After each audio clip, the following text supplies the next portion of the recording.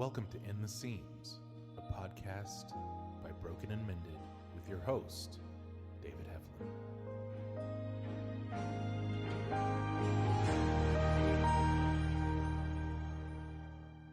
Well, I want to welcome everyone back to In the Seams, and excited today to do what I think is a very important episode, very important topic. Is I have two teenagers with me here today that struggle with chronic illness. One of them is my son, Micah Heflin, and also another young woman who goes to church with us, and we've gotten to know her. Katem Redfern is here with us, and just so Micah's a junior and Katem, you're a senior. Is that correct? Yes, sir. Okay. And so, very young to be dealing with these things, but I think that's one of the things that we want to raise awareness about, that there is no set age when uh, these things can happen to you. They can happen to you at any age.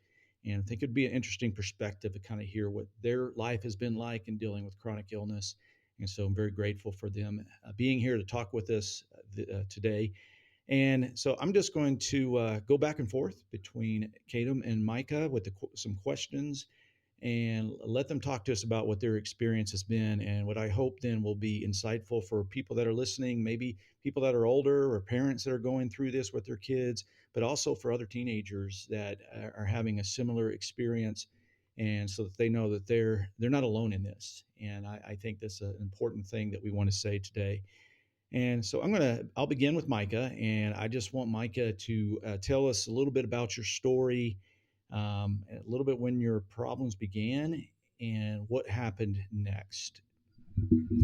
Well, most of my problems didn't really start until around 1.5 years ago. We were going to an event that our youth goes to. It's called Winterfest, and there I was fine for about 3 days. And the kind of the climax where it tipped into this problem was just I got really sick. I had pretty high fever, and I felt like kind of drained of all my energy. And so after that, I had to leave Winterfest early. We went back, and there was just like pretty much a 6 month period where we didn't really know what was going on. I would get sick and miss a lot of school, and then um, I'd like be able to go back, and then it would just kind of repeat itself. And all the tests I went through came up negative, and it was just really like a weird point in my life where I didn't think I was ever really going to figure out like what was wrong, or like nobody could. And that's when we went to the, because like my dad is always the rheumatologist, and from that point it was kind of like at that point I thought that I was gonna finally get my answer to like what was going on. And they were like, yeah, we didn't really get any markers for you, but we're gonna put you on this medication. And basically that's just kind of where we went from that point. And we've been working things out. Let us know if you want to what you were eventually diagnosed with, and I think our listeners would be curious to know too if you feel any better than you did back in those days when you were first struggling with the constant fevers and all of that. So basically, I went on my first medication. It made my skin break out, and eventually that kind of led to the conclusion that I had. Micah is trying to say psoriatic, It is kind of a psoriatic arthritis, and which for people that deal with that, if you have the psoriasis, you get a lot of bad skin breakouts, and if you got sometimes arthritis that goes with that, which can be very painful. And then, of course, he's had other symptoms, as he mentioned, with the fever, fatigue, and just a lot. But how are you doing today? Like, how would you compare where you are today compared to where you were then? Well, I'd say that honestly, it got a lot better than it had been. I mean, today, still you got, your daily pain, but I rarely ever have to skip school now not skip, but I barely ever have to miss school for arthritic reasons. I think I'm at a better place than I was, for sure. Okay. Well, thank you, Micah. Yeah, I think just looking back on that experience with you, obviously I got to, witness that and what you were going through. And, I think the missing school thing was a big deal for you and for all of us. And you would miss sometimes 3-4 days at a time. You go back for a while and miss. And I know that was a difficult time, especially like you said, because we did not have a clear diagnosis. And that is one of the things that I feel like young and old alike, when you're dealing with autoimmune diseases, can be elusive to get a clear diagnosis. And sometimes you start a treatment plan before you know what the diagnosis is, so that you can, it's kind of trial and error. And sometimes that lets you know maybe if that's really what's going on. I appreciate you sharing that. And Katem, I want to ask you basically the same thing, just a little bit about your story, how long you've been dealing with this, and, kind of what happened as the symptoms started, and what did you find out in this process? So I really started looking back at it. My mom says that I had symptoms for a long time, but it never really became like the full blown condition. Doctors say that, usually lupus is really triggered by either trauma or prolonged stress. And ever since I was a kid, I've been very anxious. I've had a very bad immune system. There was days when I had a fever for 20 plus days one time. And so there was just always like little things, but it was never really common enough to where it was a big problem. And then during the summer, I went to Petty John, and great camp, by the way, but I started having skin lesions or rashes. And this is this last summer? Yes. Okay. So it was pretty sudden. And so we went to the doctor, and they took a look at it and they said, that's ringworm. So you just need to be aware of that. And so I went to Petty John and I began taking medication, and it just wouldn't go away. It started worsening really bad. I got very anxious. I was in a lot of pain. And I just thought that, I couldn't necessarily explain it. I just thought it was a really, really bad, maybe time mentally, and that was affecting me physically. But so the rash got worse, and then I went back to the doctor. And this was after I went on a mission trip after being exposed to sunlight. That's what causes it. So we were able to figure out that that's what it had been, but she took a look at it and she said, that's not ringworm. We think you have an autoimmune disease. And then from there, they did a test to see if I had any markers. And they said that my inflammation was on par of that of a 70-year-old. Wow. So then I got put into a rheumatologist. And from there, I was able to find out that I have lupus that not only affects my joints and such, but it's also gotten to my neurological system. So mine affects the brain too. And so that was pretty hard. I had to get an MRI, and that's not fun. It's kind of like in Avatar when they get those kids in the tanks, Right. It's pretty claustrophobic. So I was really nervous. They have you in there for about 20 minutes, and if you tap out, you have to go back in. So they have this thing that bear through it. Yeah, it just braces your head so you can't move a lot. So I got that, and I was having a lot of confusion and very bad headaches and just stuff like that. I one time lost vision on the left side of my body, and I thought I was going to pass out. I could still see out of my right eye, but I lost vision on the left side, and then the right side of my body started violently shaking.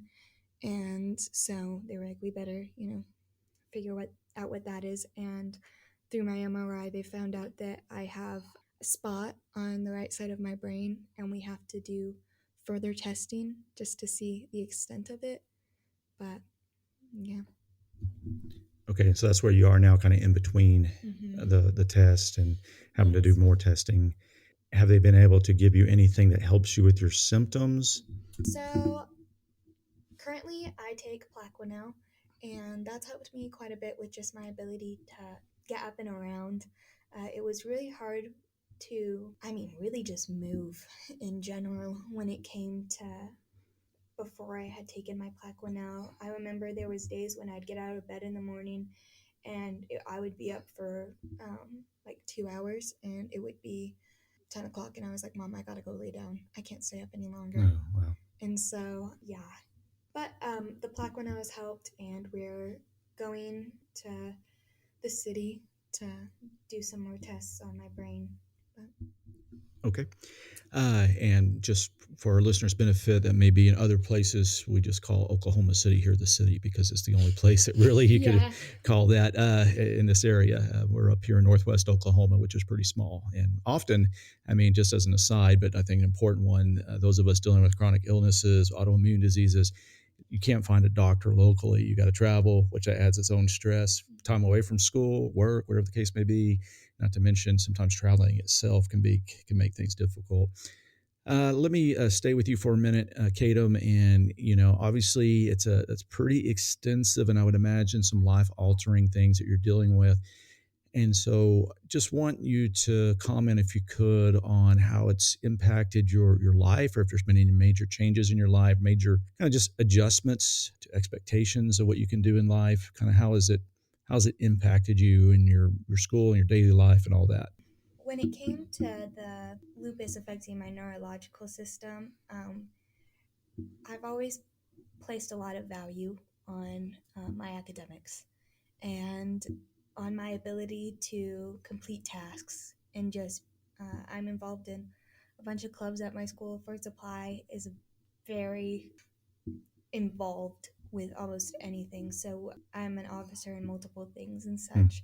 And so going from being able to do so much to just having to call and say, I can't do that today, I can't drive right now, just stuff like that has been really hard, especially when a lot of people depended on me for being there or being able to. So every year I would decorate for the winter formal, and physically, I wasn't really able to do that this year, but having people be able to rely on you for almost any physical task or any kind of thing to be completed, to just having to tell so many people, I can't do that right now.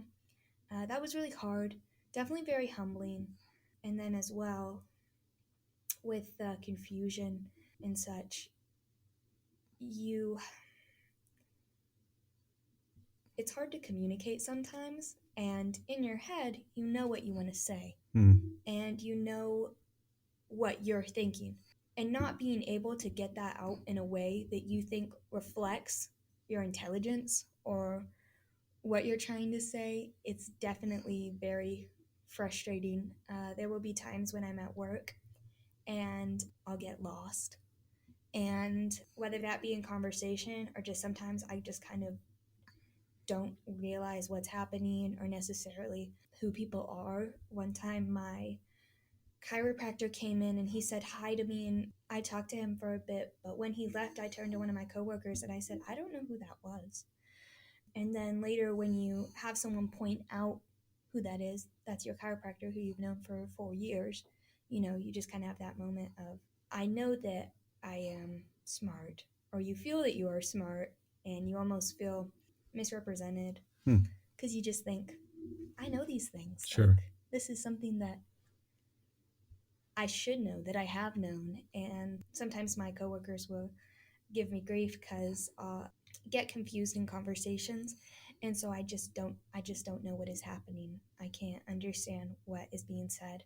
And so I have a coworker who I guess can realize when it's happening, because I think I make a face. I think I get like a little bit glazed over when it's happening. So he'll come and he'll tell me, like, this is what was said, this is what that means, like, this is why they're laughing. Or specifically, we got locked out last night of the theater, and I had opened my phone to call my manager to ask her to let me in, but I opened my phone and I just was looking down at it because I couldn't remember why I had opened it. And so he was like, you're calling the manager so we can get let inside. And I'm like, oh, okay. So it's definitely, I've had to ask for a lot more help. Yeah. And that's been really hard because everyone needs help. And I think we hold ourselves to a different standard than what we hold others, because I would never judge someone for needing help, or for, I know if someone else was to have my condition, I would never shame them or be like, oh, they're acting in a way that makes them seem unintelligent. Like, I would never think that, but when it's you, it's different. So. Yeah. harder on yourself. Yes. Yeah. And I mean, what you're describing, I think, sounds a whole lot like what people call, brain fog, and there's, and I know what that's like. I think a lot of people chronic illness does, and it can be frustrating because you can be right in the middle of something like you just talked about with the phone, and it just kind of drops out of your head, and but I'm sorry that you've had to go through that. And I want to talk in a moment. I'm going to come back to you, talk a little bit about just sort of impact on our social relationships. But I want to give Micah an opportunity to speak to some of this as well as to some of the changes that you've experienced because of chronic illness. Well, I can think of one significant thing I know you had to give up. Oh, yeah. So I used to be in a band. I was on the drum line for the high school in Woodward, Oklahoma, and I had done that for 2 years, and it really became like a main focal point of my life. And originally, I would just I'd always need to put my instrument down earlier in the same year that I was diagnosed with arthritis, but I had just done that, and people were like, "Hey, why are you putting your instrument down? Like you can hold it for longer and stuff." And I didn't really understand why. I just kind of felt like I need to tough it out and stuff. But when I was diagnosed, I came for tryouts, and I couldn't play the instrument anymore because the pain in my hands, and just like basically the vibrations of the stick and the grip needed to hang on to those mallets pretty much made it excruciatingly painful to play anymore. And so I eventually just had to give up on that, really. But I mean, it did open up some other opportunities in my life. I began taking a multimedia class in the VOTEC that I wouldn't have been able to before because of just time and stuff like that. I guess part of that also, just going along with that, is just kind of basically realizing that I can't do things as well or as quickly or as much as other people. And so sometimes I just have to recognize when it's too much for me. And part of that, just really with working too, I won't be able to, I'm not able to work as many hours as people. And it's kind of something that I just have to kind of accept as just how it is now. And I think that's also led to me being a lot more patient as well. Yeah, and should mention too, as Micah mentioned, that he's working, he's going to school, he's very involved in his church. It's true for Kadem as well. The responsibilities, many of them are still there. You maybe can't do as much as you would like or as you used to, but it's not like you guys just dropped out of school and are home all day. I mean, you still have to function, and a lot of times the energy's not there, I'm sure. And pushing through that is, I know, difficult. And also, and again, I told Micah before we started this, I wasn't really recording this as, the perspective of the father of someone with chronic illness. But of course, I am his father. And so I know we've learned how to communicate better sometimes about when things are overwhelming for him. And he's got to tell us that. And then I've got to hear that also as a person who has chronic illness, that, I feel like I ought to be able to understand that. And there's a lot of adjustments just in the family dynamics early on, I think, learning about that. And, Mike, you didn't mention it, but I know, your appetite's been pretty severely affected by the medicine. Okay. You want to speak to that? Yeah. So now I weigh around 150 pounds. Before I started taking medicine, it was the same one that Kadem is taking now. It's called Plaquenil, and that's also the one that made my skin break out. But before that, Plaquenil is also, it limits your appetite, and I'm sure Kadem knows that as much as I do. And I started I just wasn't hungry anymore. I started skipping meals. I would just stay in my room. I mean, and I just never had the will to eat. I never really thought about it because I just wasn't hungry. And eventually, I started to lose. Basically, I lost a lot of muscle mass, dropped to around 28 pounds, and it wasn't really. And I had no idea until my mom was like, "Hey, you look skinny. Like you look skinnier." And then that's when I weighed myself and realized that basically lost 10% of my body over the course of the first 3 months that I had been diagnosed with arthritis. And it was really shocking to me just to see what an impact this has already made on me in such a short time. And I've since gone off Plaquenil, and that's helped my appetite more. I mean, I've mainly just been working it into a routine instead of deciding when I'm hungry. I basically have to set a time that I need to go eat because I have to eat twice to take my medicine anyways. So I mean, just having a schedule like that helps a lot. All these things, appetite, energy, not wanting to let people down. I mean, these are a lot of things that I think I want people to understand that it's stuff that you guys are young and we think, oh, you guys shouldn't have to go through those sorts of things. And yet chronic illness and autoimmune diseases and all that is it's indiscriminate. It's not, it doesn't care who you are. It doesn't care ultimately how old you are. My problems didn't start really for me until I was in my 30s. I had a very different experience than you guys, so it's hard for me even to think, okay, what would it be like to be a teenager when you're supposed to be in the prime of your life?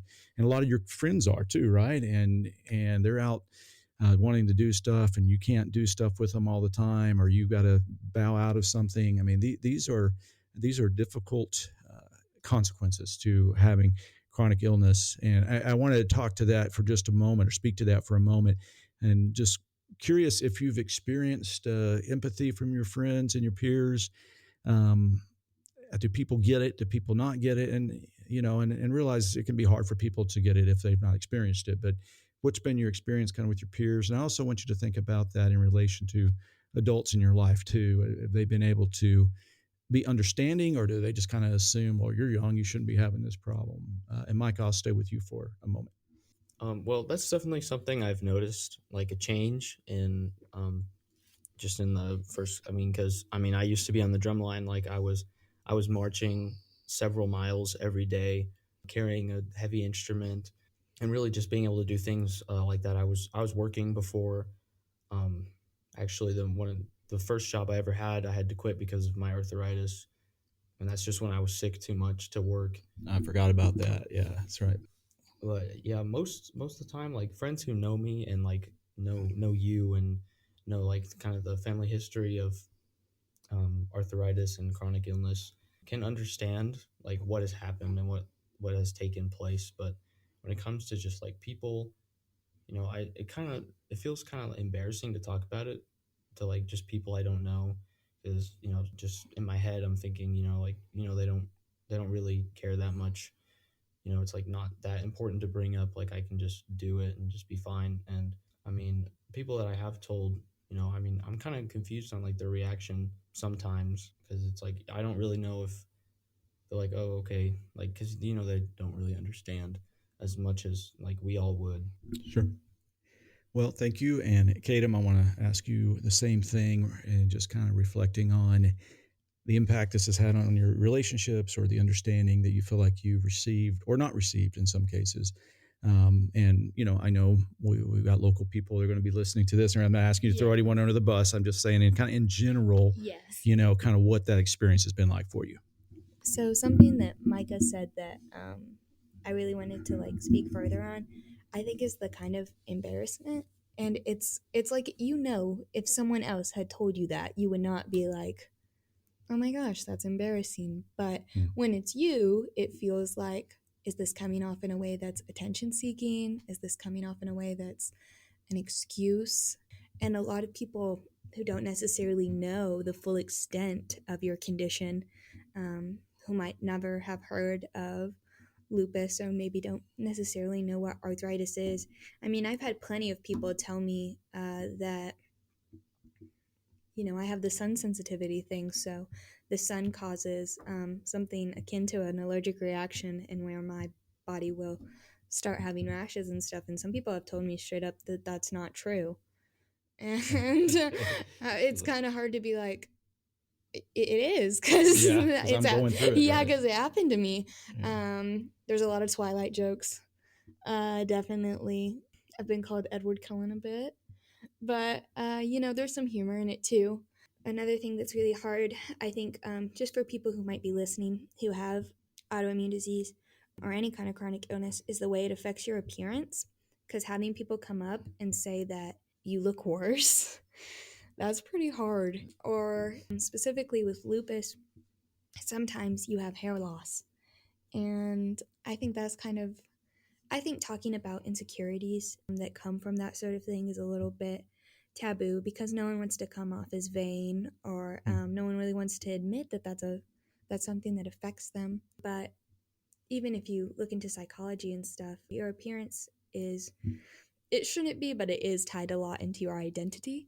And so when there can be a lot of changes to that, it can cause a lot of anxiety and stuff. But I've had a lot of people come up to me and tell me I look sick, or I've lost a lot of weight. When I went on Plaquenil, I did. I weighed 90 pounds for a bit. And so as a 17-year-old, that's kind of hard. And some people definitely respect it. I have a friend, my coworker, Adam, and he's incredibly accommodating. Like, I'll tell him that I can't drive right now. So he'll be like, let me meet you there and I'll just drive us. Or when I do not understand in conversations, he's usually able to tell me like, okay, this is what happened. This is why they're laughing. You kind of were out for a bit, but like, this is what it was. And then other people think that maybe you're like exaggerating your condition because you're so young. So especially when I tell people that I have arthritis, I don't like to say it a lot because I do think it can come off as an excuse because I am young, so I know many people don't expect me to. But I've had people tell me that they've laughed at that and they've been like, no, you don't. Wow. Or even older people, especially because I think sometimes they can think it's sarcasm and such, but Like sarcasm on your part. yeah, You don't really, like when I'm couldn't like, possibly have it or something. yeah. And Mhm. so it's definitely, it can be hard. Some people are, they really shine because of their ability to just make sure to be welcoming and kind, and then some people just maybe don't fully understand, so they just don't react in the same way. But everyone, I think it's a teaching moment for both parties. Sure. So Well, sounds like Adam is a pretty good example for people to follow. It isn't helpful. Go Adam, yeah. It's not helpful to have someone come up and say, "Oh, you just look so tired today," or "You look sick," or yeah, those are not helpful comments. I'm saying that for people that might be listening that. You got people in your life that have chronic illness, or it's a real struggle for them sometimes to get out of bed and just go about normal things of life if they can at all. And sometimes those comments can hurt. And I think it's good to raise awareness about that. And I think, like you said, though, if when we're at our best, we're talking about those with chronic illness, we can kind of approach it as a teaching moment for, like you talked about, for everyone involved, and not become too bitter. But yeah, when someone just flat out says to you, well, that's not true, or that's not, that's not very helpful at all. And makes it difficult to communicate with that mentality, I think. So, let's talk about another relationship. I know that God is important to both of you. And I know you, obviously, Micah, not only from being your father, but in a church context, as well as that's where I got to know Kadem as well, and your connections to the youth group here. And so, obviously something like this, when we think about God being involved in every aspect of our life, well, then this is something that's going to have an impact on our relationship with God. And there can be some things that are challenging to that relationship, some things maybe that we can have a deeper relationship with God, but there's a process you have to go through. And so I'm rambling more than I intend to on that. I just basically trying to preface this to say that I understand that you're still in the middle of a journey. In fact, it may be still early in a journey in some respects, But I did want to ask if your relationship with God has been impacted in any way, and maybe closely related to that, just kind of what you're learning about God in this experience, or your walk with God in this experience. And Kadem, I think we're still on you, and so I'll let you go first. So definitely, through my diagnosis, I had a pretty eventful August. And then that was about the time when they started saying, like, oh, we think that you have a chronic illness. And then my senior year was starting, and just some other difficult events. But it's really, I got baptized because of it. So I definitely realized that, I think there's hard times, and you can either grow from them and just be like, whatever happens, I know that I just have to have faith in God, or some people do the complete opposite and they just try and take it all, like control all of it. And I think that that's definitely very hard. I think there's a little bit of a struggle with knowing that God has a plan, and that includes your struggles in his plan, that's also a part of it. And there's a lot of questions that we as Christians just have to come to terms with. We might not ever fully grasp, but it can be hard to come to terms with the fact sometimes that you having a chronic illness could be a part of God's plan. And I was talking to someone once, and he didn't have a chronic illness, but he told me that God didn't give me lupus, God allowed me to have it. Mm-hmm. And at first, in my head, I'm like, that doesn't feel that nice. But I was able to really reflect on that some more and realize that, as many in life, you are guaranteed to have hard days. This is whether you're a Christian or not. And on the days when I can fall back on my faith and on my relationship with God, those are so much easier than the days I can't. And if I am a vessel for God, then I just have to be accepting of all the opportunities that he gives me, including being someone with a chronic illness. So if that in any way benefits my ministry, or I know it's definitely benefited my relationship with God, I've had to come much closer to him, and I've had to realize that I think there's a lot of I think the culture really pushes that you are almost the main character, and so you're kind of in control, and then having to realize that you are just going through life. Life isn't going through you. And so you just have to come to terms with it. And I definitely think I'm a lot more peaceful, and I'm a lot more thankful. And I'm blessed to be in a position where my parents can afford to get me the medication I need. And I have a lovely church family, multiple people who have been willing to listen to me share some of the harder struggles. And I think it's hard to own up to when you're angry with God, because we all know we shouldn't be. But I think that's definitely a real problem that a lot of people face. And I think if we're to ignore that, then other people who might be going through it might just try and ignore it as well. But I think it's just coming to terms with the fact that even this can be a blessing. Okay, thank you for sharing that. Mike, I want to ask you along the same lines on that, if it's impacted your relationship with God or how you view your relationship with God in any way, if you could speak to that for us. Well, definitely at first I was mostly just asking questions. I was just very confused as to why, why did this happen? Why did it happen so soon?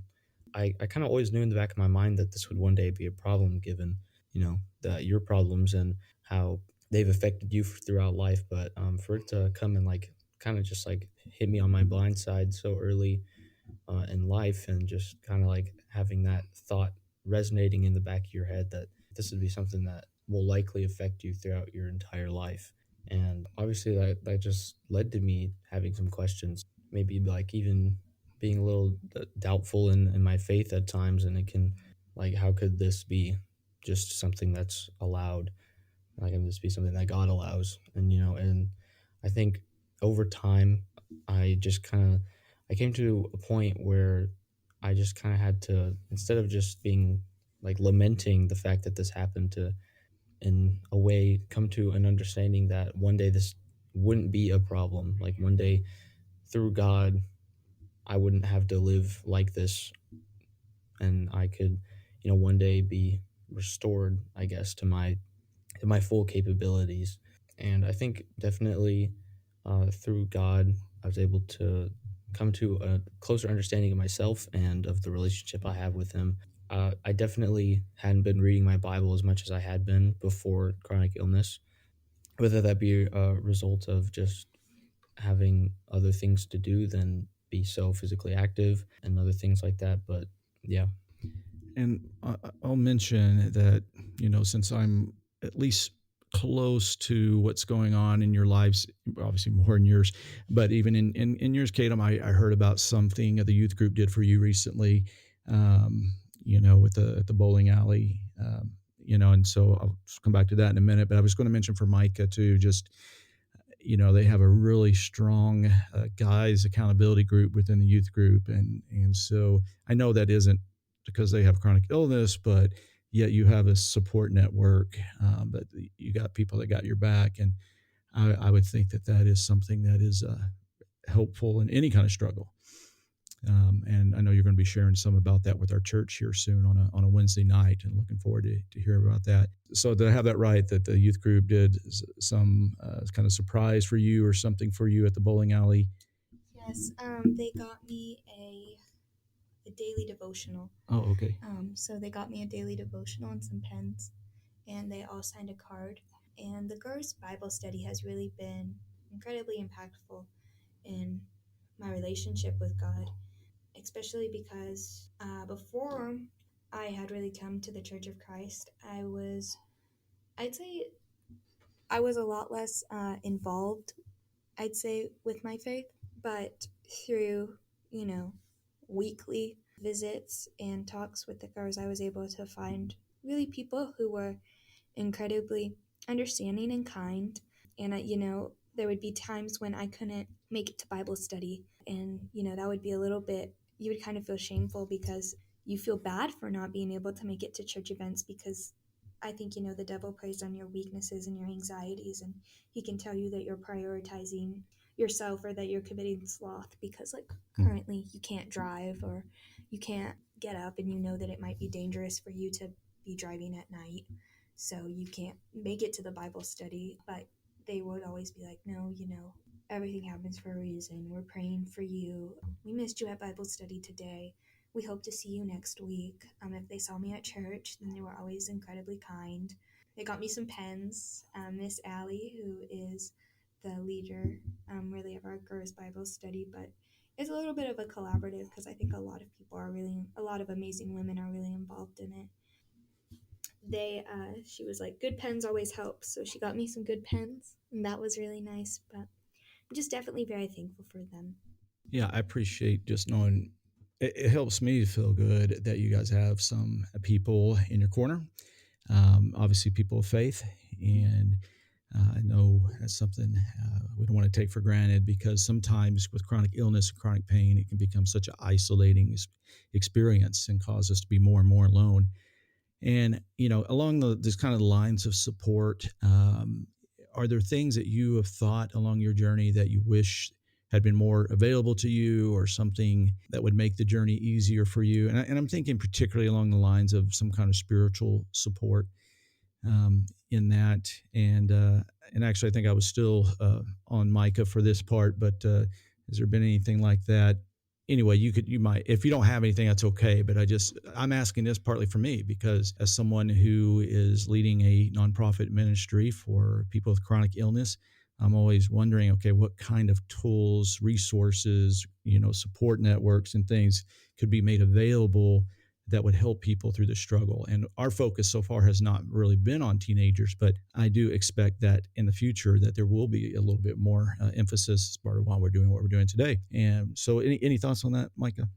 Well, I think you mentioned this before, but I have an accountability group where I meet with the boys that are the same my age in my youth group every Wednesday, and we just kind of go over our struggles and just we help each other get better, and we pray for each other and just support one another as we go out through each week. And I think especially at the beginning, having something like that, some kind of support group of people that just know you and love you, is really, really important. And if I would have had that, I think it would have been so much easier, especially at the beginning when I was asking all these questions and doubting my faith at times. And I think especially along those lines would be incredibly important for anybody that was going through the same thing I had been. Okay, thank you. Katem, what about you? I definitely think that support groups help. Just like Micah said, having people around you that you're just able to be completely honest with, especially in those hard times. And with some of those hard questions, I think it's really hard to ask those things and to own up to the fact that you might be having doubts or that you might be having negative feelings, because we know how we're supposed to act, and sometimes how we're supposed to isn't what we feel. Right. And so I think it's really beneficial to just have people there and to make sure that you're reaching out, because I think that a diagnosis can be a very isolating time. And I think if you really don't reach out, then you never get to really just connect with others in a way that I think really could help. Yeah, and I think there are some things out there that have focused a little bit on teenagers. If I know, Micah, you're familiar with Diamonds Conference. I got you the book from, oh, her name's going to slip my mind, and she's going to listen to this probably. And I've got, it's Sarah Willoughby, I think is her name, wrote the devotional book. She also has a conference, and her ministry is not just about teenagers, but she started as a person in ministry with chronic illness. And so I was going to say, that would be something for our listeners too. If you guys can just Google Diamonds Conference, chronic illness or something like that, there are all kinds of speakers and things that they've had in the past that you can listen to, and resources there that I think are really good. I think for Broken and Mended, I'd like for us to, eventually have, some kind of support group guide that people could work through together with other teenagers, maybe even a teenage facilitator or something like that. And so I hope that's in the future for what we're doing with Broken and Mended, because I think it's important. And in some ways it might be even more important for teenagers, because I think it's possible you guys could even feel more alone in this, because although I would think the problem is more pervasive than what we might think, you guys probably know others that have some kind of chronic illness in your schools, and so obviously as you get older, you're going to have more people have more illnesses, kind of come up. But I still think there's a lot more of it than what people realize. People are dealing with things, arthritis, lupus, any number of things. Let me close by asking just kind of a final question here. What makes you anxious about the future? What makes you hopeful? So kind of two sides there of that coin. And Katem, I'll let you start with that one. So this next year, I'll be going off to college, and I definitely have some anxiety about. I've only ever gone to one school, and our largest class had like 16 kids. So just being in a new environment is very nerve-wracking, but especially with being someone with chronic illness being so new, having to navigate how to really tell more people about some of the limitations I might have. I think that's really hard, as well as I think there's a lot of fear that I might miss out on certain opportunities because of said limitations. But something that makes me hopeful is, so with my diagnosis being something that was beneficial to and all the opportunities it provided, I had been going to health careers and I had wanted to be a vet. I think animals are incredibly interesting and I just have a great appreciation for them. But after I got my diagnosis, I was very sure that that was God's green light for me to be a pharmacist, because I had always kind of had it brought up to me, but I just never really felt like it was my calling. And so then once I had received medication that just helped me get out of bed in the morning, I really thought, I think this is a sign from God that this is where I'm supposed to be going. So it's opened a lot of doors. Like I said, my faith has definitely benefited, but I'm going to SWASU, which has a Bulldogs for Christ, as well as a Christian Pharmacy Association. Oh, really? I've been able to talk with many people, in pharmacy about how much it benefits people with chronic illness. It's definitely affected a lot of the people who I can talk to because, well, it happens to a lot of people. It's not necessarily rare to have a chronic illness. I think it can give you a little bit of a unique perspective. Yeah.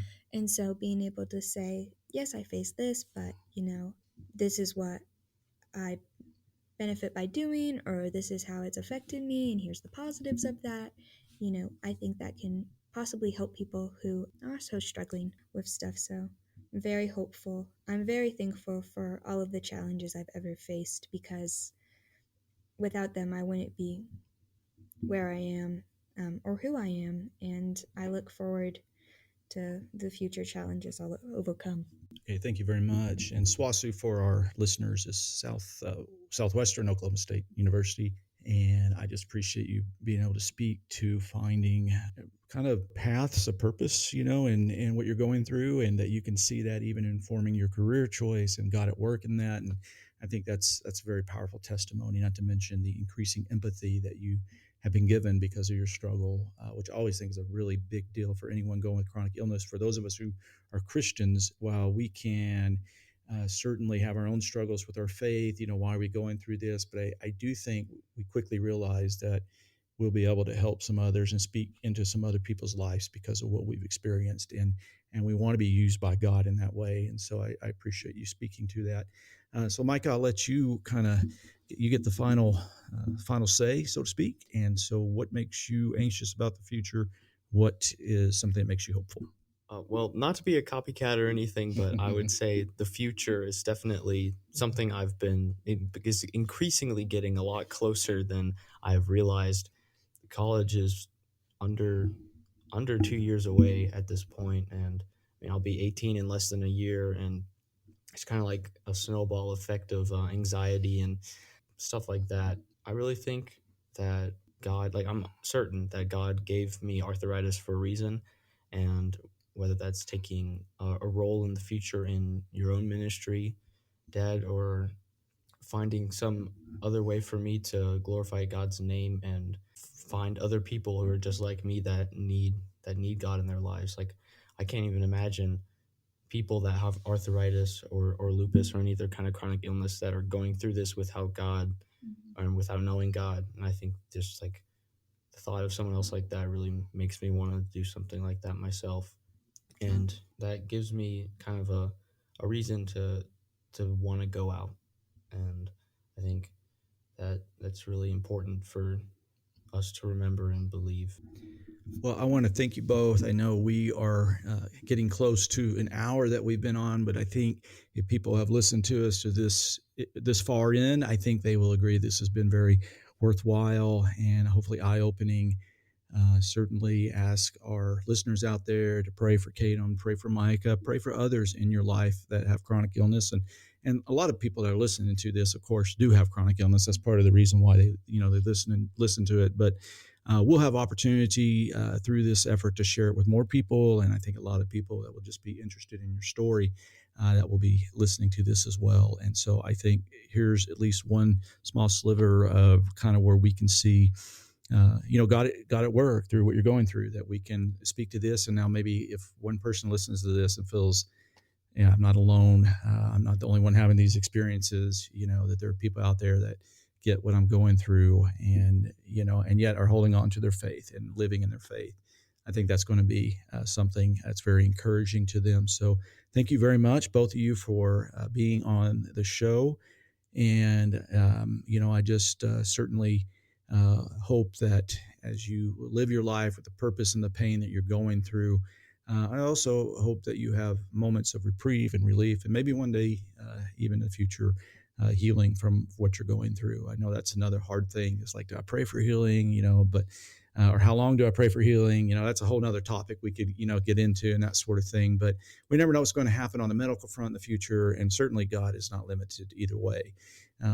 But in the meantime, I hope that your days ahead, or at least you're able to live them with a sense of purpose and joy in your life. So thank you for being with us. And for those of you that are listening, thank you for listening.